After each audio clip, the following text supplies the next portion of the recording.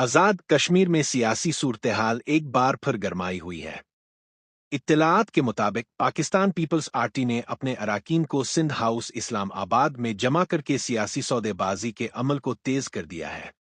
ये अमल इस वक्त हो रहा है जब आज़ाद कश्मीर में असम्बली के अंदर और बाहर से हुकूमत के खिलाफ बढ़ते हुए दबाव के बाद सियासी इत्तेहादों में तब्दीली के इम्कान पैदा हो गए हैं।